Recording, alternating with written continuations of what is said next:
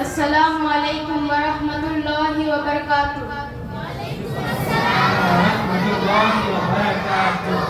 ನನ್ನ ಹೆಸರು ಮೊಹಮ್ಮದ್ ಶಾಜಹಾನ್ ಲಷ್ಕರ್. ಇಂದು ನಾನು ನಿಮ್ಮ ಮುಂದೆ ಮಾತನಾಡಲು ಬಯಸುತ್ತಿರುವ ವಿಷಯ ಇಸ್ಲಾಂಗೆ ಒಳ್ಳೆಯತನ.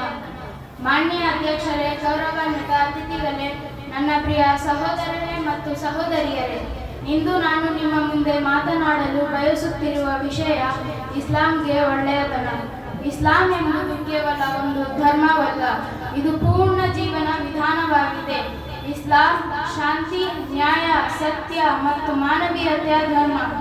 ಇಸ್ಲಾಂಗೆ ಒಳ್ಳೆಯತನ ಎಂದರೆ ಏನು?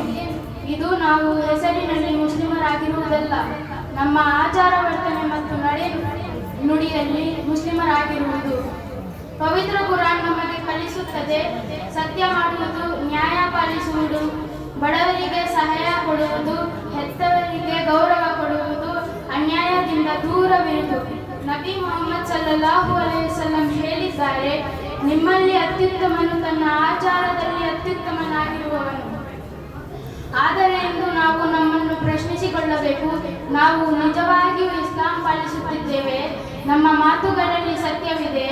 ನಮ್ಮ ವ್ಯಾಪಾರದಲ್ಲಿ ಪ್ರಾಮಾಣಿಕತೆ ಇದೆ? ನಮ್ಮ ಮನೆಗಳಲ್ಲಿ ಪ್ರೀತಿ ಮತ್ತು ನ್ಯಾಯವಿದೆ? ಇಸ್ಲಾಂಗೆ ಒಳ್ಳೆಯತನ ಎಂದರೆ ನಮಾಜ್ ಮಾತ್ರವಲ್ಲ, ನೈತಿಕತೆ ಕೂಡ. ಉಪವಾಸ ಮಾತ್ರವಲ್ಲ, ಸಹಾನುಭೂತಿ ಕೂಡ. ಧರ್ಮ ಮಾತ್ರವಲ್ಲ, ಮಾನವೀಯತೆ ಕೂಡ. ನಾವು ಒಳ್ಳೆಯ ಮುಸ್ಲಿಮರಾಗಿದ್ದರೆ ನಮ್ಮ ಮುಖದಿಂದಲೇ ಇಸ್ಲಾಂ ಕಾಣಬೇಕು, ನಮ್ಮ ವರ್ತನೆಯಿಂದಲೇ ಇಸ್ಲಾಂ ಅರಿಯಬೇಕು.